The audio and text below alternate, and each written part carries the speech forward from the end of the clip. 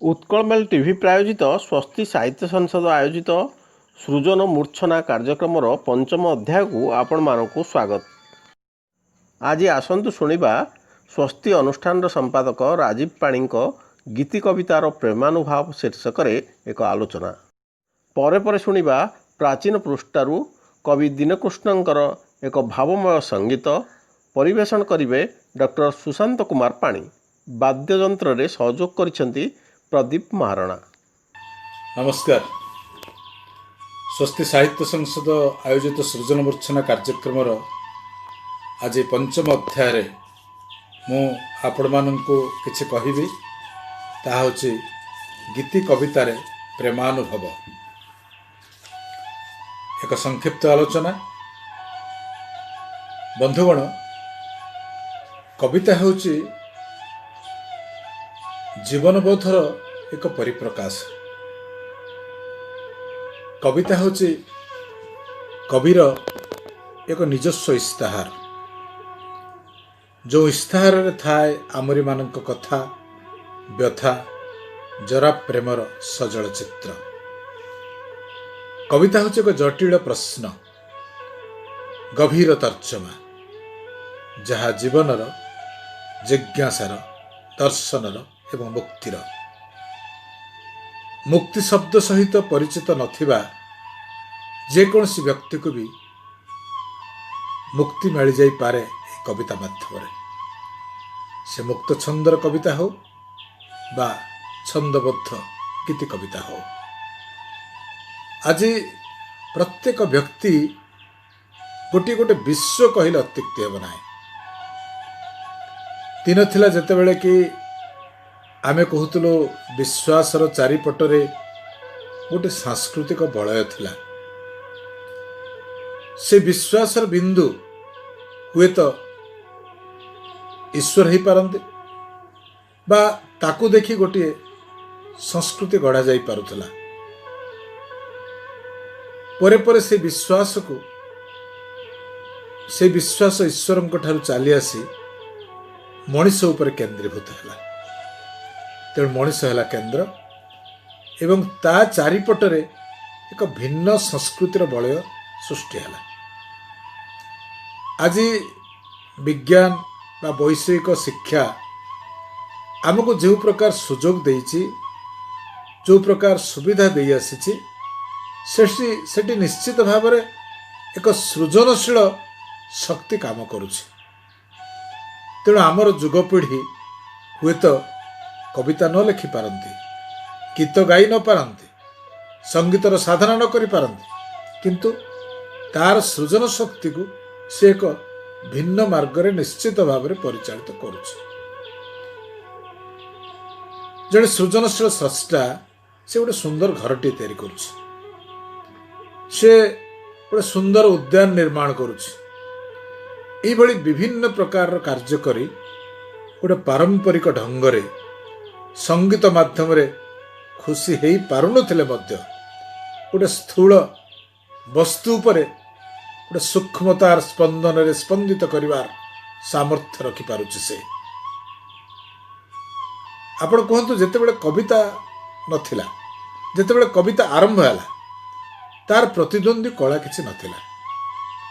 तेणु कविता माध्यम रे आमे पाइछु जीवनबोध, पाइछु रुचिबोध एवं बंचिबार नैतिकता।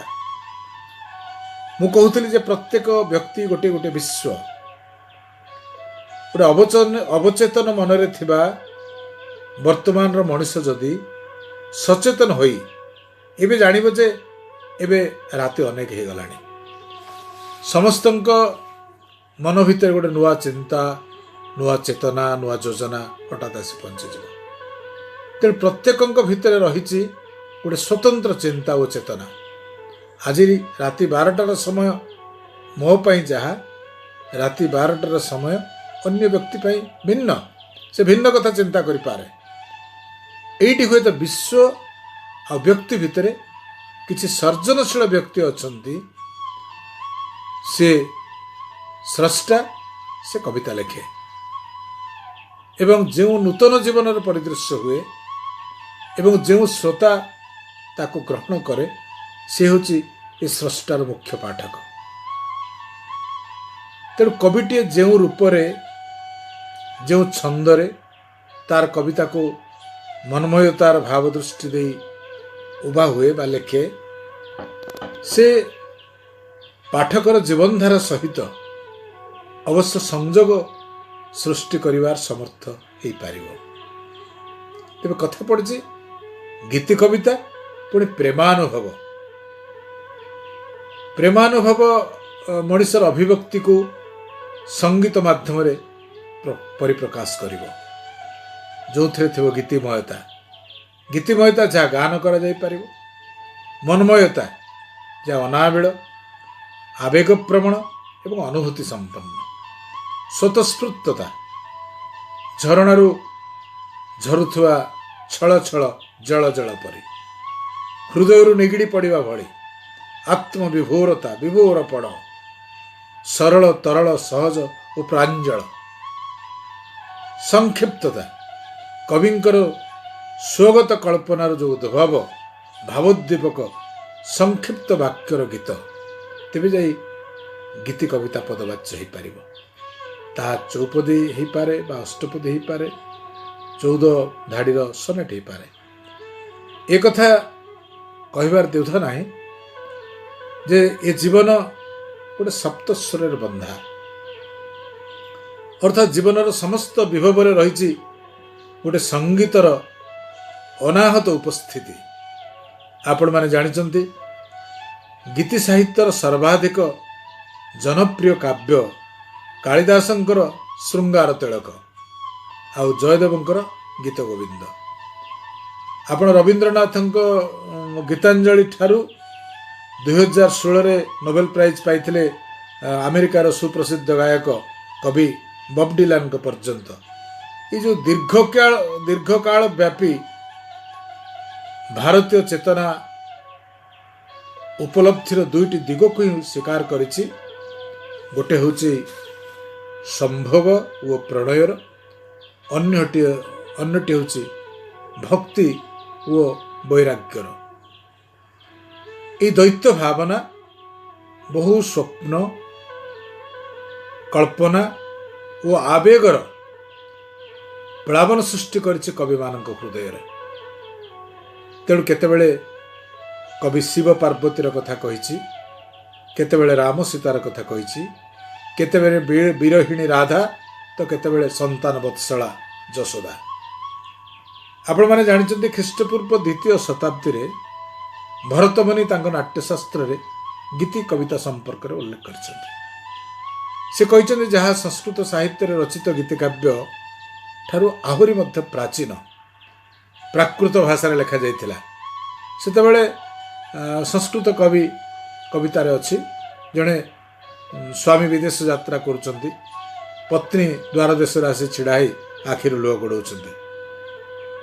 ଏକଥା ଦେଖି କାନ୍ତ କହୁଛନ୍ତି, ସ୍ୱାମୀ କହୁଛନ୍ତି ଯେ କାନ୍ତ ପ୍ରବାସ ସମୟେ ଶୁଭମଙ୍ଗଳେନ କିଂ ରୋଦସୀ ପ୍ରେୟସୀ ମୃଗଚାରୁ ନେତ୍ରୀ। ହି ମୃଗଚାରୁ ନେତ୍ରୀ, କାନ୍ତ ଯେତେବେଳେ ବିଦେଶ ଯାତ୍ରା କରୁଛନ୍ତି ତମେ ଶୁଭମଙ୍ଗଳ କରିବା କଥା, କାହିଁକି ରୋଦନ କରୁଛ? କିଂ ରୋଦସୀ। ସେଠି ପତ୍ନୀ କହୁଛନ୍ତି, ହା ପ୍ରାଣନାଥ ବିରହ ଦଗ୍ଧ ତାପତେନ ଧ୍ରୁମେଣ ବାରି ବିଗଳିତାଂ ମମଲୋଚନାଭ୍ୟାଂ। ହି ପ୍ରାଣନାଥ, ବିରହ ରୂପକ ତାପରୁ ନିର୍ଗତ ହେଉଥିବା ଧୂଆଁ ମୋ ଆଖିରେ ବାଜି ମୋ ଆଖିରୁ ଲୁହ ଝରୁଛି। ତେଣୁ ସେଇଭଳି ଅତି ଚମତ୍କାର ଭାବରେ କବି ଅଭିମନ୍ୟୁ ସାମନ୍ତ ସିଂହାର ତାଙ୍କର ବିଦଗ୍ଧ ଚିନ୍ତାମଣି କାବ୍ୟରେ କହିଛନ୍ତି ଯେ ଅନଳ ନୁହଁ ଦେହ ଦହଇ, ଅନଳ ନୁହେଁ କିନ୍ତୁ ଦେହକୁ ଦହନ କରେ। ଅସ୍ତ୍ର ନୁହଁ ମରମ ଭେଦଇ, ସେ ଅସ୍ତ୍ର ନୁହେଁ ମର୍ମକୁ ଭେଦେ। ନୁହଁ ତ ଜଳ ବୁଡ଼ାଏ କୂଳ, ସେ ଜଳ ନୁହେଁ କିନ୍ତୁ କୂଳ ବୁଡ଼େଇ ଦିଏ।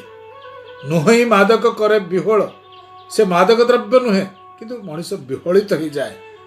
ନୁହଁ ବଂଶୀଗ କରେ ମନ ମୀନ ନିଏ ଆକର୍ଷ, ସେ ବଂଶୀ ଖଡ଼ା ନୁହଁ କିନ୍ତୁ ମନରୂପକ ମୀନକୁ ସେ ଆକର୍ଷିତ କରିଦିଏ। ସେଇଭଳି ଭାବରେ କବିଗଣ ଯୌବନର ପୂଜା କରିଛନ୍ତି। ଅନ୍ନଦାଶଙ୍କର ରାୟ ସେମିତି କହିଛନ୍ତି, ଆହା ଯୌବନେ ଥରେ ଗଲେ ଆସେ ନା, ଯୌବନ ଥରେ ଗଲେ ଆସେ ନା, ବୃଥା ବିଧୁର ପରାଣ ପୁରେ ଝରେ ବାସନା। କବି ଚାହିଁଛନ୍ତି ଯେ ଯୌବନ ସଙ୍ଗରେ ଏ ଜୀବନ ଜରା ଯାଉ। ତେଣୁ ଯେତେ ପର୍ଯ୍ୟନ୍ତ ମଣିଷ ବଞ୍ଚିଛି ତାର ଯୌବନ ତା ପାଖରେ ଅଛି। ଯେବେଠାରୁ ଯୌବନ ଚାଲିଯିବ ତାର ବଞ୍ଚିବାର ଆବଶ୍ୟକତା ନାହିଁ। ସେଭଳି କବି ପଦ୍ମଚରଣ ଅନୁରୂପ ଭାବରେ ଯୌବନ ଓ ପ୍ରକୃତିର ଆନନ୍ଦ ଧାରାରେ ଅବଗାହନ କରିବାର ଅଭିଳାଷୀ ହେଇଛନ୍ତି। ସେ କହୁଛନ୍ତି ବାହୁର ବନ୍ଧନେ ଆଖିର ମିଳନେ ପିଇବି ଯୌବନ ସୁଧା, ପ୍ରକୃତି ପରାଣେ ପରାଣ ମିଶାଇ ମେଣ୍ଟିବ ପରାଣ କ୍ଷୁଧା। କବି ମାୟାଧର ମାନସିଂହ ଅତି ଚମତ୍କାର ଭାବରେ କୁହାଯାଏ ଯେ ସେକ୍ସପିୟରଙ୍କର ଶୈଳୀକୁ ଅନୁକରଣ କରି ସେ ଲେଖନ୍ତି, ସମସ୍ତେ ଡାକନ୍ତି ତମେ ତମେ ବୋଲି, ସେ ତ ମୋର ମୂଲ୍ୟ ନାହିଁ, ତମେ ଯେତେବେଳେ ତମେ ବୋଲି ଡାକ, ଏତେ ମିଠା କାହିଁ ପାଇଁ। ଜୀବନ ତାଙ୍କର ନୂତନ ପ୍ରଣୟ କବିତାର ଯେଉଁ ପ୍ରେମାନୁଭବ ଅଛି ତାହା ଏତେ ତୀବ୍ର, ଏତେ ଗଭୀର, ଏତେ ଗମ୍ଭୀର, ଏକ ନୂତନ ଭାବାଦର୍ଶରେ ଆପ୍ଲୁତ ହୋଇଛି। ଜାଣିନି କି ତେଜିଛି କି କରୁଣ ଲୋତକ, କେତେ ବନ୍ଧୁ ସଖା ସଖୀ ପରିଜନ ପାଇଁ, ନିସଙ୍ଗ ଜୀବନ ମଣେ ଏକାନ୍ତ ରକ୍ଷ, କେହି ହେଲେ ଜଣକର ପ୍ରଣୟ ନ ପାଇ। ଯାଇଛନ୍ତି ସେ ସମୟ ହେ ବନ୍ଧୁ ବାନ୍ଧବୀ, ପ୍ରଣୟର ଅର୍ଥ ଆଜି ଭିନ୍ନ ମନୟନେ, ଭିନ୍ନ ଯଜ୍ଞେ ନିୟୋଜିତ ଆଜି ଅଶ୍ରୁ ହବି, ଜନ୍ମାନ୍ତର ଦେଇ ଜନ୍ମେ একই জীবন। ଆଦି ଦେହ ଖୋଜେ ଏକ ଦୁର୍ଲଭ ବିଦେହୀ, ଆଜି ଦେହ ଖୋଜେ ଏକ ଦୁର୍ଲଭ ବିଦେହୀ, ଚିତ୍ତ ଖୋଜେ ଏକ ତେଜି ବିରାଟ ନିଖିଳେ, ଖୋଜେ ମୁଁ ଅରୂପେ ରୂପ କ୍ଳାନ୍ତ ନେତ୍ର ତେଇ, ସ୍ନାତ ହୋଇ ଉଠେ ଗଣ୍ଡ ଅନାସକ୍ତ ନିରେ। ତୁମ ଲାଗି ବିରହୀ ମୁଁ ଦୁର୍ଲଭ ବଲ୍ଲଭ, ତୁମ ଲାଗି ବିରହାଶ୍ରୁ ଆଜି ଅଭିନବ। ଜୀବନଟା ହେଉଛି ଏକ ପ୍ରୀତିର ପାର୍ପଣ। ଜୀବନଟା ହେଉଛି ଏକ ପ୍ରୀତିର ପାର୍ପଣ। ପ୍ରୀତି ଦୁନିଆରେ ଯେଉଁ ଆନନ୍ଦ ଅଛି, ପ୍ରୀତି ଦିଆନିଆ ଭିତରେ ଯେଉଁ ଆନନ୍ଦ ଅଛି, ତାହା କେବଳ ଅନୁଭବ ହିଁ ଅନୁଭବ କରିପାରିବ। ତା ବ୍ୟତିକ୍ରମରେ ହୃଦୟରେ କେଉଁ ଅଜଣା ମୁଲକରେ ନିଆଁ ଲାଗିଯାଏ, ନିରୀହ ମନଟି ଜଳି ପୋଡ଼ି ପାଉଁଶ ହୋଇଯାଏ। ସାରାଟା ଜୀବନ ଦରଜଳା ମିଠା ନିଆଁରେ ପ୍ରେମିକାର ସ୍ମୃତି ନେଇ ବଞ୍ଚିବାକୁ ହୁଏ। ଏହି ମର୍ମରେ କବି ବୃନ୍ଦାବନ ଜେନା ଅତି ସୁନ୍ଦର କବିତାଟେ ଲେଖିଛନ୍ତି। ପ୍ରୀତି ମାନେ ନୁହେଁ ଦୁଇଟି ମନର ଟିକେ ମନ ଦିଆ ନିଆ, ପ୍ରୀତି ମାନେ ହେଲା ଛାତି ତଳେ ଏକ ଦରଜଳା ମିଠା ନିଆଁ। ସେଭଳି କବି ନିମାଇ ମହାନ୍ତି କହନ୍ତି ବଡ଼ ଦୁଃସହ ବିରହର ନିଆଁ, ଏ ନିଆଁ ଅହରହ ଜାଳୁଥାଏ ବିରହୀ ପ୍ରାଣକୁ, ଚୈତର ଚୈତାଳିରେ ବି ଚରିଯାଏ ବନାଗ୍ନି ପରି ଏ ଦୁଃଖର ନିଆଁ। ପ୍ରେମିକା କ'ଣ? ପ୍ରେମିକ ସମ୍ମୁଖରେ ଫୁଲ ଫଗୁଣ ସ୍ୱପ୍ନ ସବୁକିଛି ନିରର୍ଥକ। ଜୁଇର ମହକେ ଜଳେ ଚୈତର ବା ଜୁଇର ନିଆଁରେ ଜଳେ ଜୀବନର ମାୟା। କବି ଧନଞ୍ଜୟ ସ୍ୱାଇଁ ସେହି ମର୍ମରେ କହନ୍ତି, ଗାଁ ନଈ ତୁଠେ ସ୍ମୃତି ମୋ ପ୍ରିୟାର, ଖୋଜିଲା ପାଉଁଜି ହଳେ, ସ୍ମୃତି ଅସିଣର ମିଠା ଜହ୍ନ ରାତି, ଦୂର ଶାଳ ବଣ ତଳେ, ନଈଠୁ ଗଭୀର ତୁମ ଆଖି ନୀଳ ଶାମୁକାର ପରି, ପ୍ରିୟ ସେ ସବୁରି ଲୋଭନୀୟ ବାରି, ଲୁହର ମୁକୁତା ଧରି। ପ୍ରେମ ଠାରୁ ଅଭିମାନ ବେଶୀ ମଧୁର, ଲୁହ ଠାରୁ ଲାଜ ଲାଗେ ବେଶୀ ସୁନ୍ଦର, ମିଳନ ଆଶାରେ ଫୁଟେ ପ୍ରଣୟ ଫୁଲ, ବିରହ ଦୁଃଖ କିନ୍ତୁ ତା ପରାଣ ତୁଲ, ଆନନ୍ଦଠୁ ଅନୁତାପ ବେଶୀ ନିଜର, ପ୍ରେମ ଠାରୁ ଅଭିମାନ ବେଶୀ ମଧୁର। ଏ ଆଖିରୁ ଯଦି ଦୁଇଟିପା ଲୁହ ନ ଝରି ପାରିଲା କାହା ପାଇଁ, କି ଲାଭ ସେ ଆଖି ଲୁହର ଯଦି ସେ ଝରିଯାଏ ଓଠ ଛୁଇଁ। ପ୍ରେମ ଛଳ ଛଳ ଅସୀଣ ସଞ୍ଜରେ ତୋଫା ଜହ୍ନ ରାତି ଭଳି, ପ୍ରେମ ବି ପାହାନ୍ତି ଏକୁଟିଆ ତାରା, ଲିଭିଯାଏ ଜଳି ଜଳି। ସେହିଭଳି ଭାବରେ ଡାକ୍ତର ଗୀତାଞ୍ଜଳି ପତ୍ରୀ ଅତି ସୁନ୍ଦର ଭାବରେ କବିତା ରଚନା କରିଛନ୍ତି। ଆଖିର ଇସାରା ପବନ ବେଦୀରେ ଫୁଲ ହେଇ ଫୁଟୁଥାଉ, ଦେବା ପାଇବାର ହିସାବ କିତାପ ନୀତି ନୀତି ଭୁଲ ହେଉ, ବହି ଯାଉ ଦିନ ନଈଟିଏ ହୋଇ ସତେ ଏକ ମଧୁରୀତି। ପ୍ରୀତି ହେଇଯାଉ ହୃଦୟ କାରାରେ, ମୌନି ମୌନାବତୀ, ରାତି ଲେଖା ହଉ ଜୀବନ ଖାତାରେ, ସଜଳ କଜଳ ଛାତି।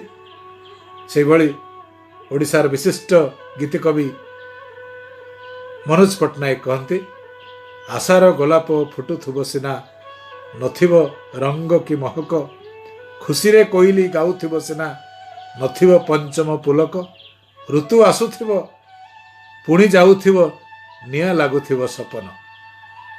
ଆମେ କବି ଭାସ୍କର ମହାପାତ୍ର ନାଟ୍ୟକାର, ତାଙ୍କର ଗୋଟେ କବିତା, ମୟୂରୀ ସାଜି ମୁଁ ନାଚି ପାରିବିନି, ମୟୂରୀ ସାଜି ମୁଁ ନାଚି ପାରିବିନି, ଚକୁରି ମୁଁ ହୋଇ ପ୍ରୀତି ମାଗିବିନି, ବାନ୍ଧି ଦିଅ ନାଗ ଯାତନା ନୁପୁର, ମୋର ଏ ଅବଶ ପାଦେ, ଜୀବନଟା ମୋର ଉଆଁସର ରାତି, ତୁମେ ତ ପୁନେଇ ଜହ୍ନ, ତଥାପି କାହିଁକି ପ୍ରତି ନିଶିଥରେ ତୁମକୁ ଦେଖେ ସପନ। ଏଇଭଳି ଚମତ୍କାର କବିତା ଆମର କବିମାନେ ରଚନା କରିଛନ୍ତି। ସେଇ କବିତା ଭିତରେ ଗୋଟେ ପ୍ରେମାନୁଭବ କେମିତି ଜଳ ଜଳ ହୋଇ ପରିଦୃଶ୍ୟ ହୁଏ।